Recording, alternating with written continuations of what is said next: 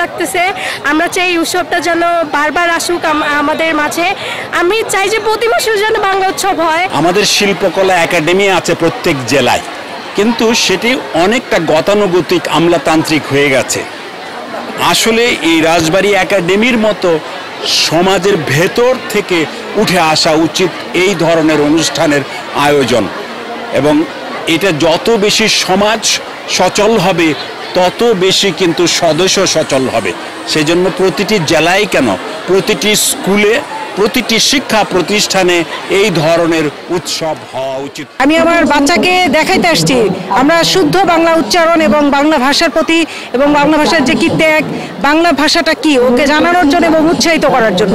নতুন প্রজন্ম ওরা জানুক যে আমাদের বাংলা পৃথিবীর একমাত্র দেশ যেটা বাংলাদেশ, যেখানে বাংলা ভাষার জন্য শহীদ হয়েছে। এখানে আমি বিশেষ করে আমাদের রাজসুন্দরী ছবি দেখলাম আর চিত্রাঙ্কন দেখলাম, আমার খুব ভালো লাগছে দেখে। এখানে বিতর্ক প্রতিযোগিতা রয়েছে, কুইজ প্রতিযোগিতা রয়েছে এবং সুন্দর একটি প্যান্ডেল করা হয়েছে। এখানে টি স্টল রয়েছে এবং বিভিন্ন ধরনের খাবারের স্টল রয়েছে। গতবার থেকে এবার একটু বেশি প্রতিযোগিতা হচ্ছে এবং এখানে প্রতিযোগিতার সাথে সাথে প্রতিদ্বন্দ্বী অনেক বেশি, অর্থাৎ প্রতিযোগিতার সাথে সাথে আমরা যে প্রতিদ্বন্দ্বী মানে আমাদের এখানে প্রতিযোগিতার কারণে শিক্ষার্থীরা এই সব প্রতিযোগিতায় অংশগ্রহণের জন্য বেশি আগ্রহ প্রকাশ করছে।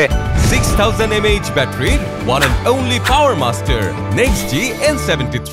আমরা যেটা ভেবেছি যে আমাদের 3 দিন এবারে উৎসবের ব্যাপ্তি বেড়েছে। আমরা এর আগে 2 দিন ব্যাপী উৎসব করতাম, আমরা 3 দিন ব্যাপী করছি।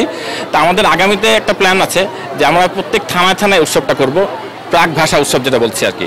প্রত্যেক থানায় পাংশা, কালুখালী, বালিয়াকান্দি এই থানাগুলোতে আলাদা আলাদাভাবে করব এবং সব শেষে এসে একটি 3 দিন ব্যাপী এটা যেন সার্বজনীন রূপ পায় সে চেষ্টা করব।